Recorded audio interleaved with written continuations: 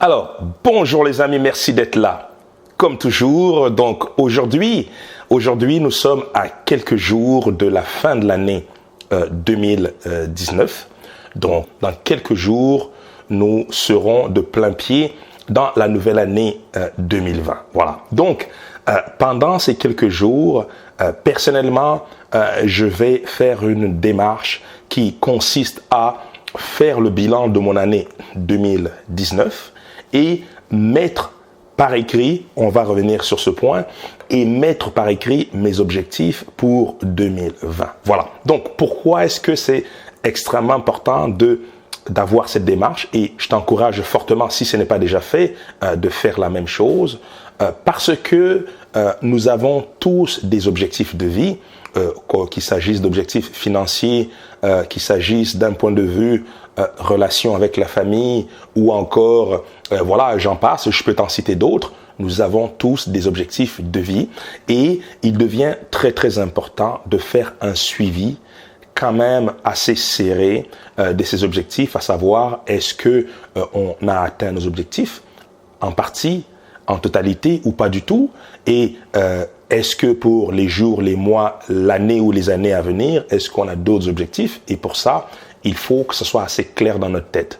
C'est très important de faire cet exercice. Pourquoi? Parce que j'ai déjà eu à le dire sur cette chaîne, on ne peut améliorer que ce que nous pouvons mesurer. Dans le cas des objectifs, comment on fait pour mesurer? C'est simplement par le fait justement de faire cet exercice, de regarder dans notre année 2019. Est-ce que en début d'année, nous avions fixé des objectifs?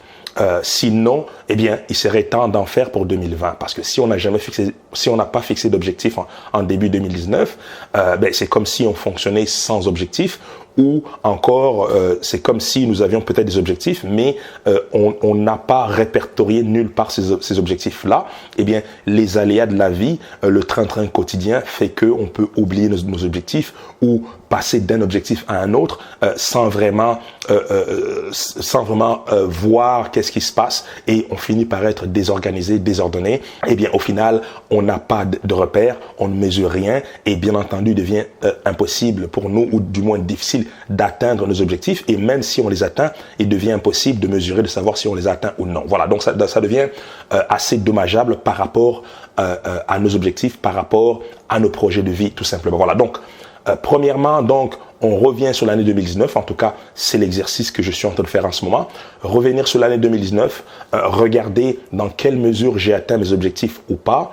Et bien entendu, si j'ai atteint mes objectifs, c'est le moment, en fin d'année, de aussi me récompenser ou bien me féliciter. C'est une forme de satisfaction personnelle pour les objectifs qui n'ont pas été atteints, ou du moins atteints à moitié. C'est le moment de se poser la question de savoir comment faire pour améliorer ce processus pour l'année 2020. Qu'est-ce qui n'a pas marché? Qu'est-ce que j'aurais dû faire différemment pour avoir un meilleur succès dans ce domaine-là, tout simplement. Voilà. Donc, revenir sur son année, très important. Idéalement, mettre par écrit qu'est-ce qui a fonctionné, qu'est-ce qui n'a pas fonctionné, et pour les choses qui n'ont pas fonctionné, se poser les vraies questions.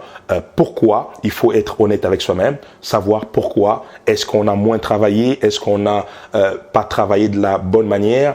Est-ce que on a passé notre année à procrastiner, par exemple?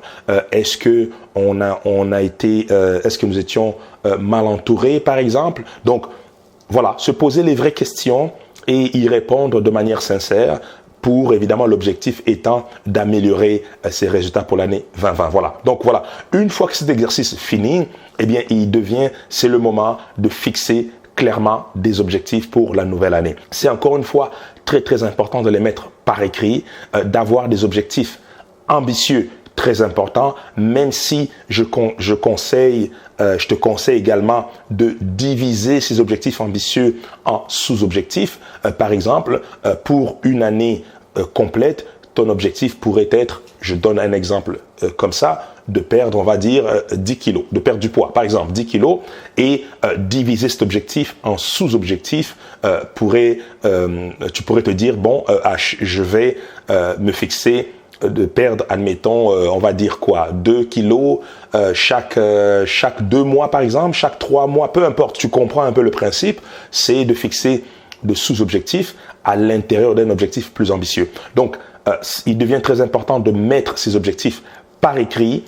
Pourquoi? Parce que ça devient une référence. Tu peux en tout temps, dans 1 mois, dans 3 mois, dans 6 mois, revenir, lire cet objectif-là et ça te permet effectivement de rester concentré sur cet objectif. Parce que si tu ne l'écris pas, dans 3 mois, dans 4 mois, tu peux voilà, passer à autre chose, oublier, puis essayer comme ça de changer d'objectif. Donc, on est définitivement moins performant quand on n'écrit pas nos objectifs. Et puis, je te dirais même une chose. D'expérience, je constate que le fait d'écrire son objectif, on a tendance à le réaliser simplement beaucoup plus facilement, tout simplement. Je ne sais pas, il y a peut-être quelque chose là.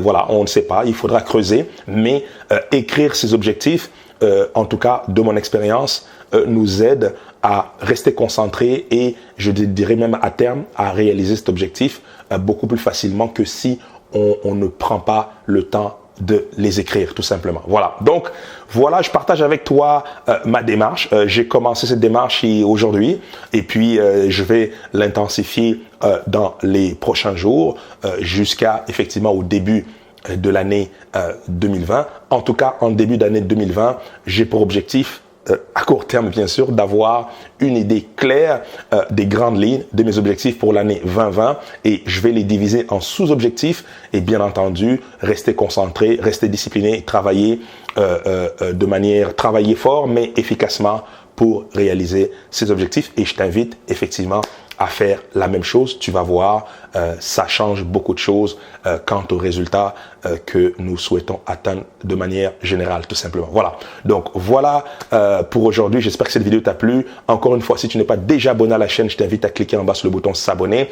Télécharge mon nouveau livret, les 10 bonnes raisons de devenir investisseur ou encore mon document PDF sur quelques points importants qui pourront t'aider à augmenter la confiance que tu as en toi-même, justement, pour que enfin tu puisses atteindre tes objectifs en 2020. Voilà. Donc sur ce, je te dis à très très bientôt pour une nouvelle vidéo. Santé, amour, bonheur et prospérité. À très bientôt. Ciao.